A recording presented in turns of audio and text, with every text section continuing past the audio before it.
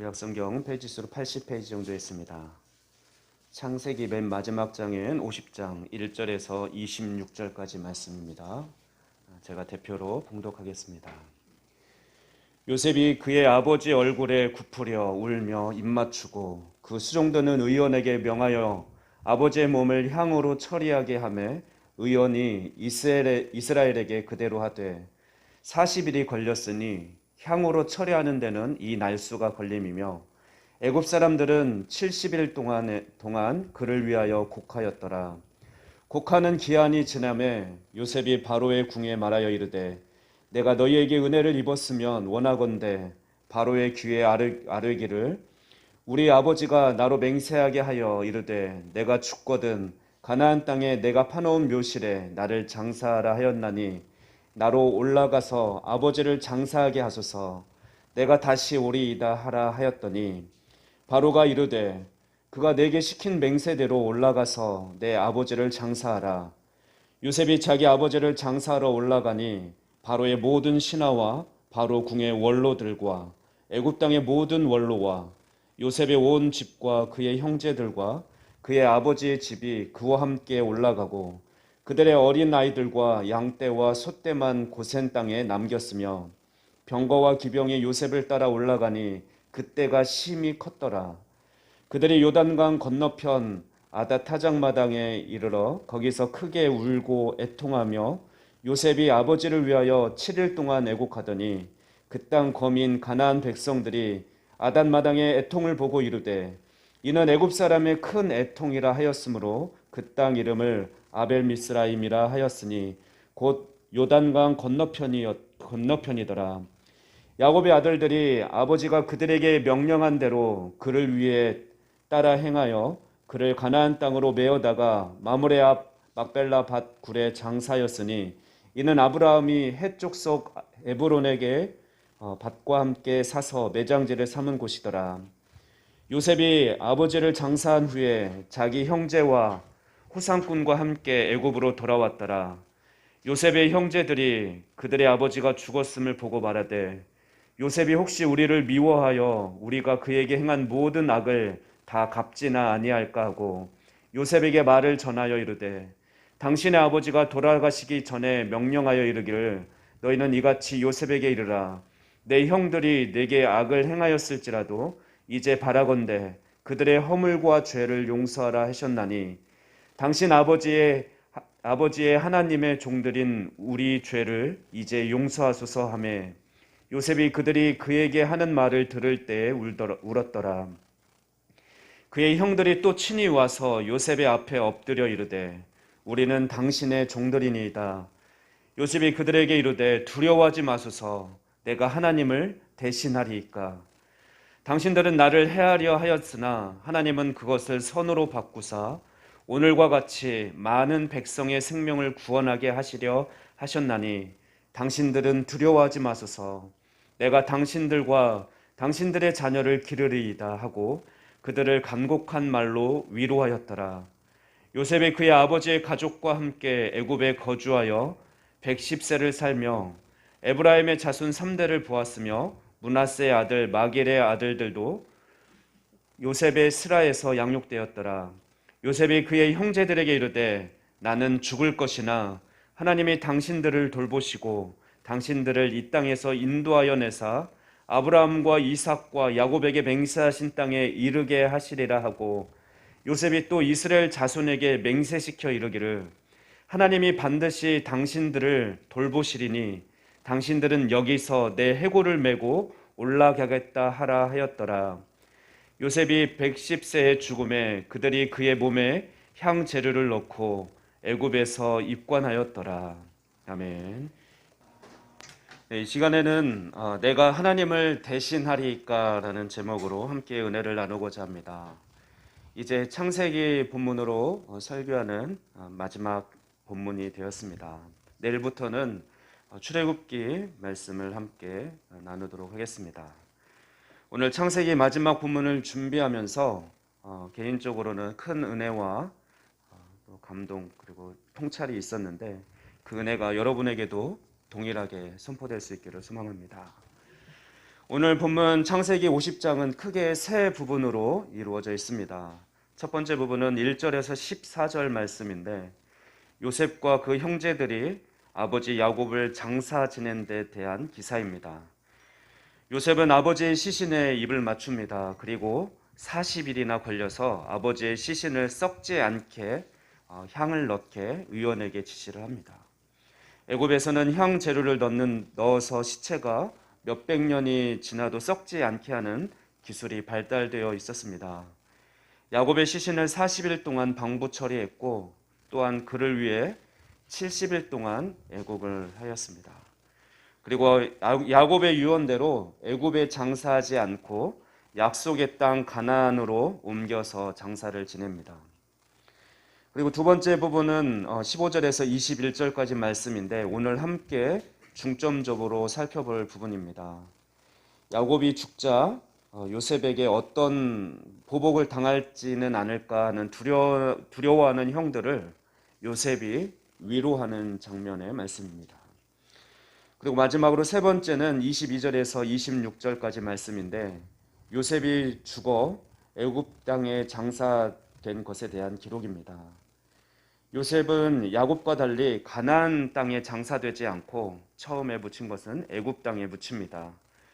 그렇지만 25절 말씀처럼 그가 후손들에게 맹세시키는 것을 볼 때 장차 자신을 출애굽할 때 자신의 해골을 가나안 땅으로 이장하도록 그렇게 유언한 것을 볼 때 요셉 역시 애굽에서의 영광에 집착하지 아니하고 하나님의 약속의 땅인 가나안 땅을 간절히 소망했다라는 것을 알 수 있습니다. 50장의 이 세 부분의 말씀 중에서 15절에서 21절까지 말씀을 먼저 자세히 살펴보겠습니다. 눈으로 본문 말씀을 따라 읽으시면서 말씀을 잘 들어보시기 바랍니다. 아버지 장례를 치른 요셉의 형들은 불안해지기 시작했습니다. 지금까지는 아버지 야곱이 자신의 보호막이 되었기 때문에 자신들이 느끼는 요셉과 또 자신들 사이에 그런 미묘한 갈등에 대해서 안심할 수 있었습니다. 하지만 이제 아버지께서 돌아가셨기에 요셉이 자신들을 보복할지도 모른다는 그 두려움에 사로잡히게 되었습니다. 그래서 형들은 요셉과의 관계를 새롭게 확인할 필요를 느꼈습니다. 그래서 요셉의 용서를 확신하지 못한 그들은 동생을 직접 만나지는 못하고 사람을 보내서 용서를 구하는 말을 전했습니다. 16절에서 17절 말씀을 보면 형들은 아버지가 돌아가시기 전에 명령하여 이르기를 요셉에게 내 형들이 내게 악을 행하였을지라도 그들의 허물과 죄를 용서하라고 했다라고 요셉을 그렇게 타일렀다고 전했습니다. 야곱을 당신의 아버지, 요셉의 아버지로 그렇게 지칭하면서 요셉과 야곱의 특별한 관계로 인해서 자신들이 앙심을 품을 수밖에 없었던 사실을 상기시켰습니다. 또한 동시에 그들은 악과 또 허물과 죄라는 단어를 사용해서 자신들이 요셉을 죽이려 했고 팔아넘긴 것이 악행이었음을 인정하고 있습니다. 이어서 요셉에게 당신 아버지의 하나님의 종들인 우리 죄를 이제 용서하소서라고 간청합니다. 그들은 같은 육신의 아버지를 두었을 뿐만 아니라 같은 하나님을 섬기고 있다라고 강조하면서 그렇게 호소력을 더하는 말로 요셉에게 선처를 구한 것이죠. 요셉은 형들이 전한 말을 듣자 눈물을 흘렸습니다. 이 눈물의 의미는 복잡합니다. 먼저는 자신이 애굽의 노예로 팔려가서 기약 없는 세월을 보내고 그렇게 암울하고 캄캄한 구덩이와 같은 또 감옥에서 그렇게 죽음을 기다리던 지난날에 그 참혹한 고통이 떠올라서 감정을 억누르지 못하고 울었을 것입니다. 그리고 형들이 지난 잘못을 진심으로 뉘우치고 있다는 사실을 다시 한번 확인하면서 또한 기쁨의 눈물을 흘렸을 것입니다. 또한 동시에 그가 흘린 눈물에는 하지만 지금도 여전히 죄책감과 불안감에서 벗어나지 못한 형들을 생각하며 그 안타까움에 흘리는 눈물도 포함되어 있었을 것입니다. 요셉이 이렇게 흘린 눈물은 형들에 대한 그의 관심이 진심이라는 것을 보여주었습니다. 이제 18절 말씀을 보면 자신들의 용서의 간구에 요셉이 눈물로 반응했다는 것을 전해 들은 형들은 이제 친히 와서 요셉의 앞에 엎드려 절했습니다. 요셉이 어릴 때 꿈에서 본 대로 형들은 요셉 앞에 엎드려서 우리는 당신의 종들이니다라고 고백했습니다. 이에 요셉은 19절에서 21절의 말씀과 같이 대답하면서 형들을 안심시킵니다. 요셉은 그들의 불안감을 직접 거론하면서 2번이나 힘주어서 두려워하지 마소서라고 말합니다. 이 말은 요셉이 형들과 새로운 관계를 펼쳐나갈 것이라는 그런 확신을 주는 말입니다. 19절 말씀을 보면 요셉은 먼저 자신이 하나님을 대신하는 입장에 있지 않기 때문에 그들에게 복수하지 않을 것이라며 안심을 시켜주고 두려워하지 마소서라고 합니다. 내가 하나님을 대신하리이까. 요셉은 심판은 하나님의 고유 권한임을 고백합니다. 또한 20절 말씀을 보면 요셉은 하나님의 일하시는 방식과 인간적인 계획에는 큰 차이가 있음을 강조합니다. 형들은 요셉 자신을 해칠 계획을 세웠지만 하나님은 그들의 악한 계획을 선으로 바꾸어 주셔서 결정적인 시기에 그를 애굽 정부의 고위 관리가 되게 하심으로 그들의 생명과 그 지역의 수많은 민족들의 생명을 구원하도록 하셨습니다. 악을 이용해 오히려 선을 이루어 주시는 역전의 하나님이십니다. 21절 말씀 보면 또 두려워하지 말라고 강조하기를 요셉은 형제들과 그의 자녀를 계속 부양하고 기를 것이라고 약속하면서 그들을 안심시킵니다. 그들은 충분한 양식을 공급받을 수 있을 것이고 또 가축대에게 풍부한 꼴을 먹여 안전하게 가축들을 기를 수 있을 것입니다. 이 약속은 요셉이 형들을 용서한다라는 그런 구체적인 약속의 증거였습니다. 요셉은 말로만이 아닌 실제로 형들을 용서하고 돌보면서 그들을 위로한 것입니다. 저는 오늘 말씀을 묵상하면서 3가지를 생각해 보게 되었습니다. 첫째는 사죄의 확신이 중요하다는 생각을 하게 되었습니다. 형들은 아버지 야곱이 죽자 불안에 떨었죠.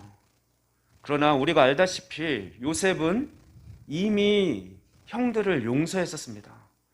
앞서 우리가 살펴본 45장 5절 말씀을 보면 요셉은 형들 앞에서 자신의 정체를 밝힐 때에 두려워하는 형들에게 당신들이 나를 이곳에 팔았다고 해서 근심하지 마소서, 한탄하지 마소서. 하나님이 생명을 구원하시려고 나를 당신들보다 먼저 보내셨나이다 라고 말하면서 그때 형들을 용서했고 형들을 원망하지 않고 있음을 형제들에게 알린 바 있습니다. 그럼에도 불구하고 형들은 여전히 자신들의 죄가 용서받지 못했다라고 생각하면서 요셉이 언제 우리를 다시 보복하고 죽일지도 모른다는 그런 생각에 여전히 불안해하고 두려워했던 것입니다. 우리 안에 온전한 사죄의 확신이 있기를 원합니다. 하나님은 이미 우리의 모든 죄를 용서하셨음을 믿고 더 이상 죄책감 속에서 힘들어하지 않을 수 있기를 바랍니다. 우리의 과거는 다 지나갔습니다. 우리에게는 미래만 있을 뿐입니다. 우리는 예수 그리스도와 함께 이미 승리했고 또 앞으로 완전한 승리를 이루어 주실 것을 믿어야 합니다. 우리의 죄는 이미 용서받았습니다. 우리는 천국의 주인이신 하나님의 자녀들입니다. 상속자들입니다. 만약 내가 하나님을 택했다라고 한다면 우리는 스스로 연약함을 잘 알기에 그 결과를 확신할 수 없을 것입니다. 그러나 내가 하나님을 택한 것이 아니라 신실하신 하나님께서 나를 택하셨기 때문에 우리들의 부르심을 완성해 주실 것은 확실합니다. 우리는 예수님의 재림의 날에 결국은 우리도 예수님처럼 그렇게 온전해질 것입니다. 두 번째로 다른 사람을 판단하거나 정죄하지 않아야 한다라는 생각을 했습니다. 왜냐하면 요셉이 고백했듯이 판단과 심판은 하나님의 권한이기 때문에 그렇습니다. 우리에게는 서로 사랑하라는 그 계명만을 주셨습니다. 다른 사람을 판단하고 정죄하는 것은 큰 교만이고 하나님의 권한을 침범하는 큰 죄악입니다. 제가 오두막이라는 영화를 보면서 우리가 얼마나 다른 사람을 판단하고 정죄하였는지를 생각할 수 있었습니다. 그래서 잠시 그 장면을 소개하고자 합니다. 제가 DVD를 빌려왔습니다. 계양도서관에서 빌려왔는데요. 이제 계양도서관이 내일부터 공사를 들어가서 화장실 공사를 들어가서 거의 2달간, 그래서 대출 기간이 무려 2달이 됩니다. 그래서 필요하신 분, 아직 안 보신 분은 빌려드릴 테니까 이렇게 돌려가면서 보셔도 괜찮을 것 같습니다. 우리가 신앙생활하는데 하나님 나라가 어떤 곳인가, 우리가 어떻게 살아야 되는지를 좀 생각할 수 있게 하는 좋은 영화입니다. 원래는 소설로 나와 있는 원작이 있는데요. 그걸 영화로 만든 것입니다. 이 영화의 주인공은 어려서부터 아버지의 학대 속에서 자랐습니다. 그는 가정폭력을 당하는 어머니를 어떻게든 어린 자기가 할 수는 없었지만 아버지가 술을 좋아했기 때문에 그 어머니를 어떻게든 구해야겠다라는 생각에 그 술에, 아버지가 마시는 술에 농약을 넣었습니다. 그래서 그는 아버지가 갑자기 이제 죽게 되었고 그 원인은 아마 밝혀지지 않은 것 같습니다. 하지만 자기는 알죠. 자기 때문에 죽었다라고 생각을 했고 그 죄책감에 평생을 시달리면서 살아갑니다. 하지만 자신의 이런 마음을 잘 이해해주고 위해서 기도해주고 보듬어주는 좋은 아내를 만나서 함께 신앙생활을 잘 하면서 아들과 딸 둘을 낳아서 이렇게 잘 살아가고 있습니다. 그런데 어느 날 자녀 셋을 데리고, 아마 아내는 없었던 것 같고 아내는 무슨 일이 있어서 같이 못 갔지만 캠핑을 떠납니다. 캠핑 도중에 큰 아들과 둘째 딸인 보트를 타다가 둘째 딸이 이제 아버지를 보며 손을 흔들려고 보트에서 일어날 때 균형이 깨지면서 배가 보트가 뒤집히고 물에 빠지게 됩니다. 아버지는 막내딸 5살, 6살 정도 되는 어린 막내딸과 함께 있었는데 딸이 빠지는 것을 보고 급히 달려가서 그 딸을 물에서 건져냅니다. 근데 그렇게 건지고 나와 보니 인형을 갖고 놀고 있던 어린 딸이 없어진 겁니다. 아무리 찾아도 그 캠핑장 근처에는 딸을 찾을 수가 없었습니다. 그래서 결국은 경찰에 신고하고 찾았는데 경찰이 나중에 피 묻은 자기 딸의 옷만을 가지고 옵니다. 한 오두막에서 이 옷을 발견했다라고 하면서, 하지만 시체는 발견하지 못했다라고 하면서 피 묻은 옷만을 가져옵니다. 그 주인공은 자기가 자세히 돌보지 않아서 그렇게 어린 딸을 죽게 했다라는 죄책감, 그리고 어떻게 어린 딸을, 사랑스러운 그런 어린 딸을 그렇게 이제 상상하는 거죠. 잔인하게 죽였을 것이라는. 그러면서 그 흉악범을 증오하고, 하나님이 살아계시다면 왜 그 사람을 당장에 벌하지 않으실까? 그렇게 증오하면서 평생을 괴롭게 이제 살아가고 있었습니다. 그리고 둘째 딸은 어떻게 했습니까? 자기를 구하다가 아버지가 그 막내딸을 돌보지 못해서 그런 일이 일어났기 때문에 아버지가 자신을 미워한다라고 생각을 하게 되었고, 자신도 안 그래도 미안한데 그런 미안함 때문에 아버지를 또 미워하고 삐딱하게 행동하죠. 반항적으로 행동하고, 또 아들 역시 그렇게 반항적이고 삐딱하게 행동합니다. 그런데 어느 날 편지를 받게 됩니다. 한 통의 편지를 받았는데 거기에는 파파라고 써 있었고, 파파는 아내가 하나님께 기도할 때 이제 부르는 하나님을 부르는 애칭, 하나님의 애칭이었습니다. 근데 파파로부터 편지가 왔는데 어떤 오두막, 바로 자기 딸이 살해되었다라고 하는 그 옷이 발견돼 오두막으로 초대하는 편지였습니다. 당연히 그 주인공은 하나님이 설마 어떻게 편지를 보내겠냐, 있을 수 없는 일이라고 생각을 했고, 그 흉악범이 자신마저 죽이려고 또는 그렇게 자신을 초대한 것이라는, 오두막으로 초대한 것이라 생각하고 총을 구해서, 주변 사람은 말렸지만 총을 구해서 그 오두막을 찾아갑니다. 하지만 그 오두막에서 바로 하나님을 만나고 그 오두막에서 천국을 경험하게 됩니다. 성부 하나님, 성자 하나님, 성령 하나님을 만나고 자신의 어린 시절과 모든 또 자신들의 그런 질문들, 하나님께 하고 싶었던 질문들에 대한 답을 얻게 되는데요. 다 말씀은 드리지 못하고 그 중에서 한 가지, 어느 날 성령님에 이끌려서 한 동굴로 들어갑니다. 거기에는 보좌가 큰 의자, 높은 곳에 의자가 있는데 심판하는 왕의 자리 같은 곳이었습니다.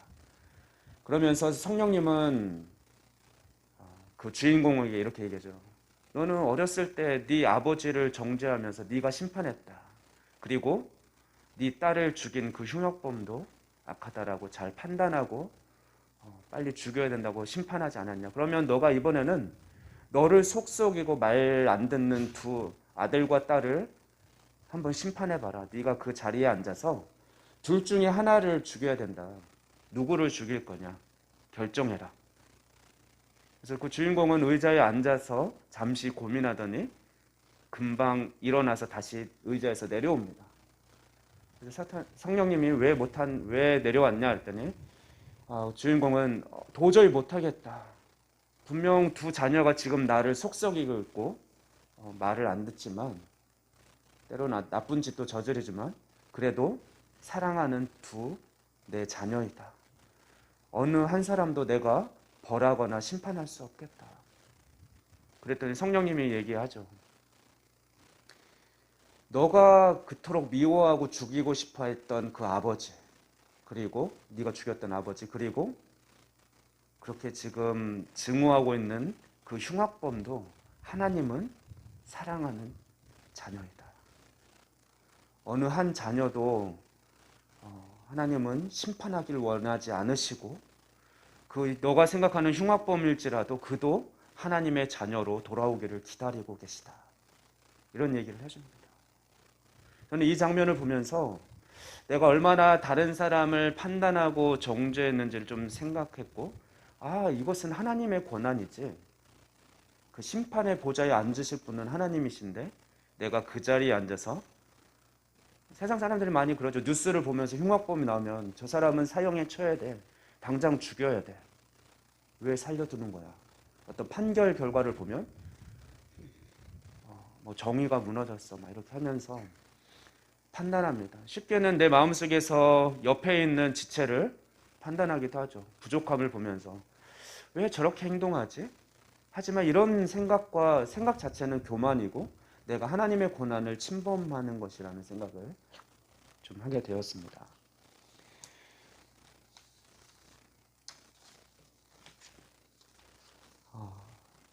하나님께서 나를 사랑하시듯 하나님은 내가 정죄하고 증오하는 흉악범일지라도 동일하게 사랑하신다는 것을 생각하게 되었습니다.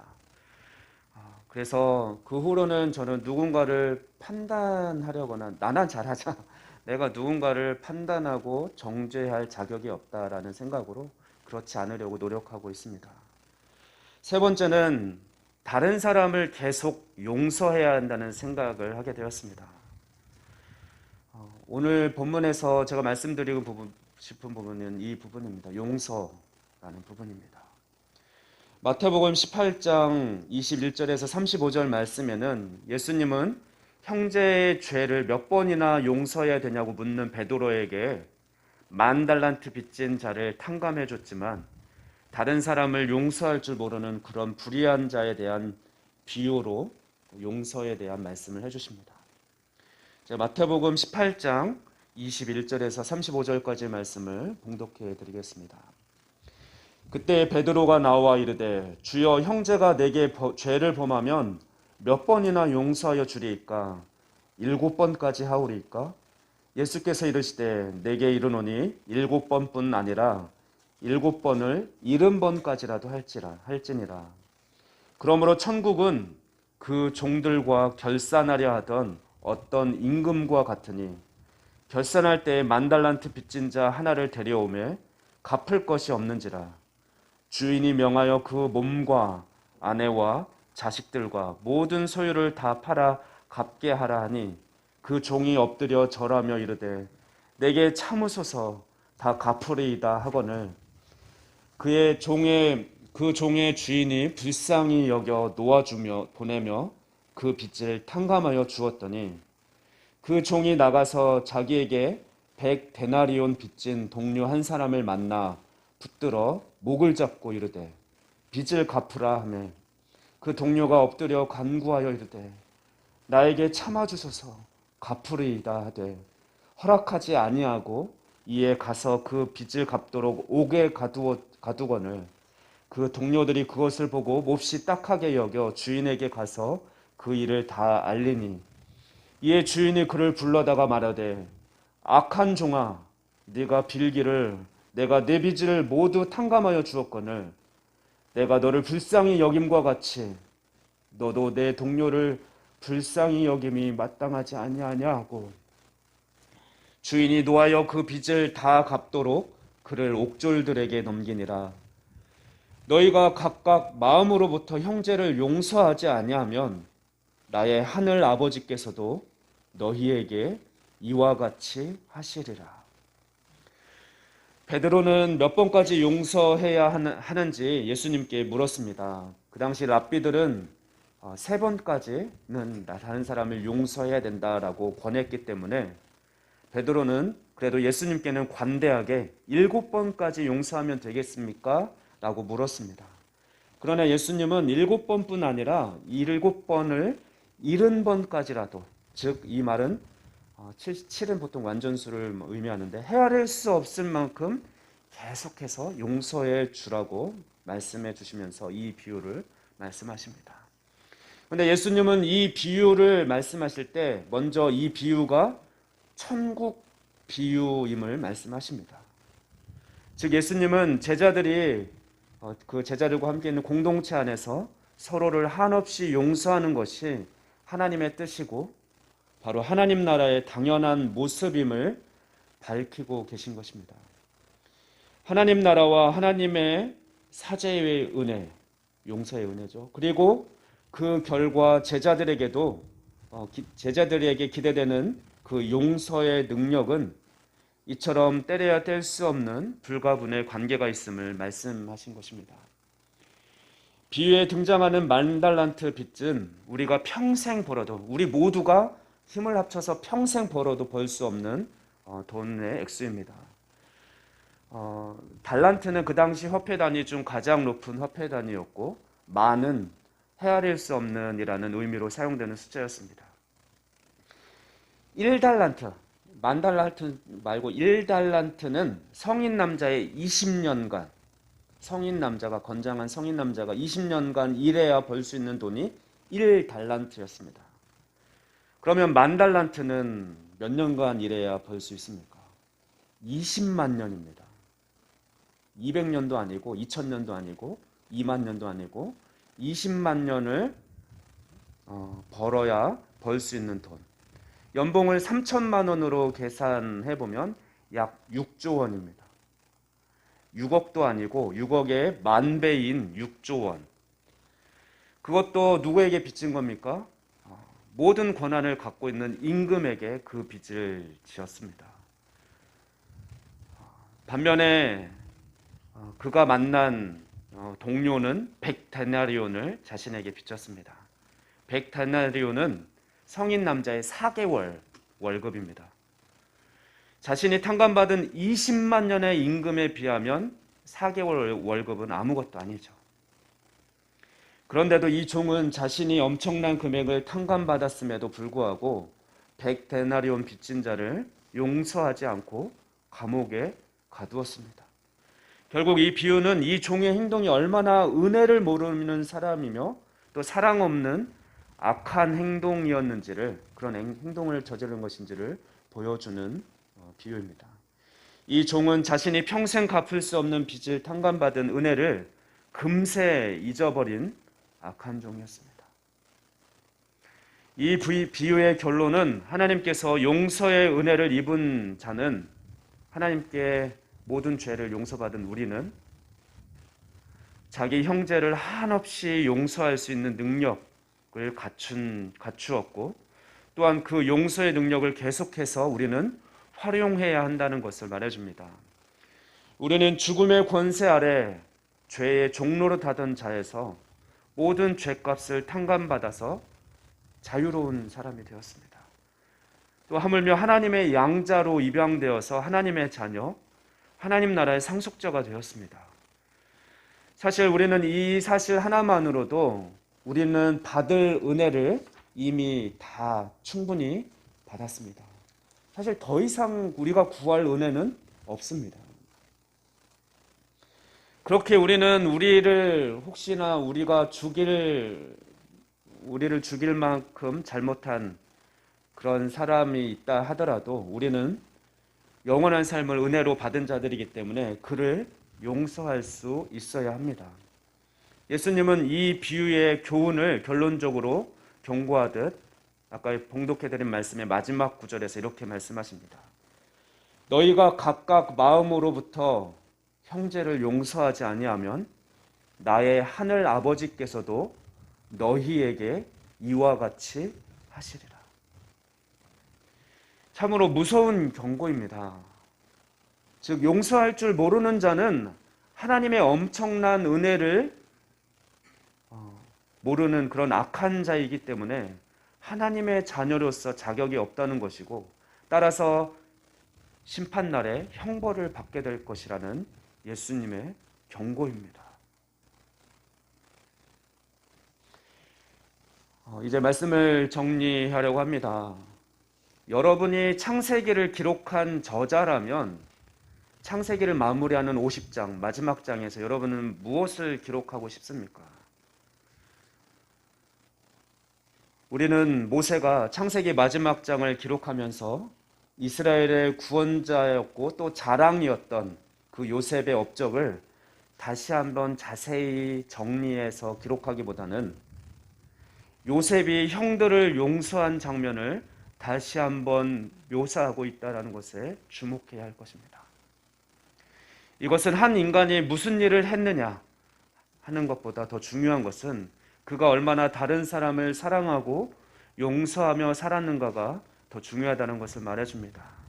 그리고 이 용서와 관계에 회복되는 이 모습은 바로 하나님 나라의 모습인 것입니다.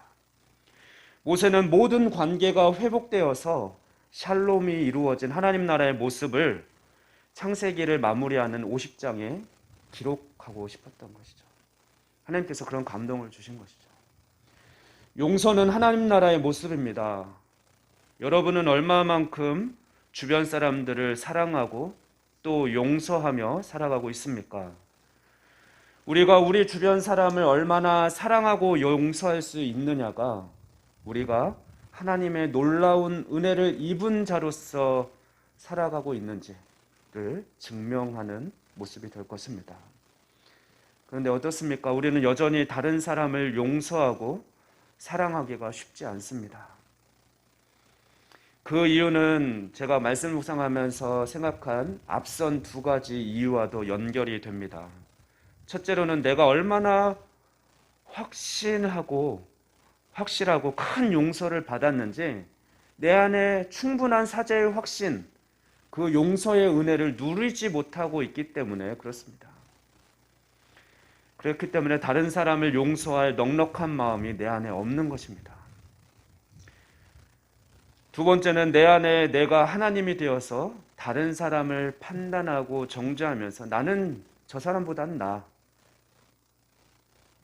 라고 생각하는 그런 교만한 마음이 내가 하나님의 그 심판의 자리에 내가 앉아 있는 삶을 살고 있기 때문에 우리는 쉽게 다른 사람을 용서할 수 없는 것이죠. 나 스스로 하나님 앞에서 잘하면 되는데 나의 교만한 마음이 다른 사람들을 정죄하고 판단하면서 나 스스로 때로는 실망하고 힘든 상태로 나를 몰아갑니다. 다른 사람을 미워하는 상태로 나를 그렇게 만들어가면서 같이 나마저 힘들어하고 있습니다. 저 사람은 목사님이 왜 그러지? 저 사람은 장로님인데 왜 저렇게 행동하지? 권사님이 이렇게 기도하는 거랑 말하는 거랑 다르지? 하면서 자꾸 생각하고 판단하려는 거죠. 교만한 마음이죠. 죄의 모습이고 하나님의 권한을 침범하는 그런 죄의 모습이 여전히 남아있는 것입니다. 그러면 우리는 어떻게 다른 사람을 용서할 수 있습니까? 구원의 확신과 심판이 또한 하나님의 고유 권한이라는 그런 겸손한 마음이 필요합니다. 물론 이것을 머리로 이해한다고 하더라도 여전히 우리는 다른 사람을 사랑하고 용서하는 것이 쉽지 않습니다. 그래서 우리의 연약함을 잘 아시는 예수님은 우리에게 성령님을 보내주셨습니다.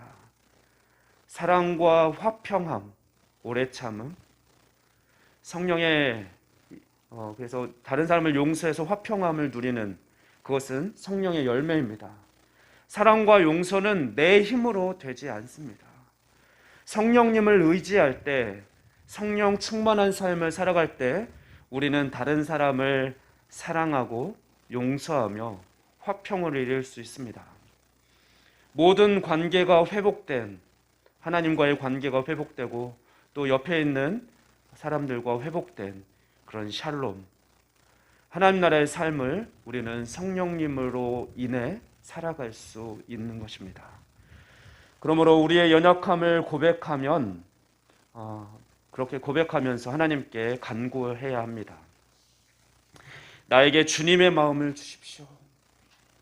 죄인된 우리를 사랑하셔서 낮고 낮은 인간의 모습으로 이 땅에 오셨고 죽기까지 우리를 사랑하신 그 사랑의 마음을, 그 용서의 마음을 우리에게도 부어 주시옵소서. 오늘은 함께 기도하면서 말씀을 마치기를 원합니다. 우리는 이미 영원히 죽을 죄에서 모든 죄를 용서받은 자유자가 되었고 하나님 나라의 상속자가 되었습니다. 예수님의 그 측량할 수 없는 은혜를 입은 자들입니다. 그러나 무엇이 내 마음을 각박하게 하고 인색하게 하는지 내가 사랑하는 사람마저도 때로는 판단하고 정죄하며 용서하기가 쉽지 않습니다. 따라서 이 시간 성령님께 간구하며 나아갑시다. 우리 마음에 사랑의 마음을 부어 주시옵소서. 용서와 화평함을 주시옵소서.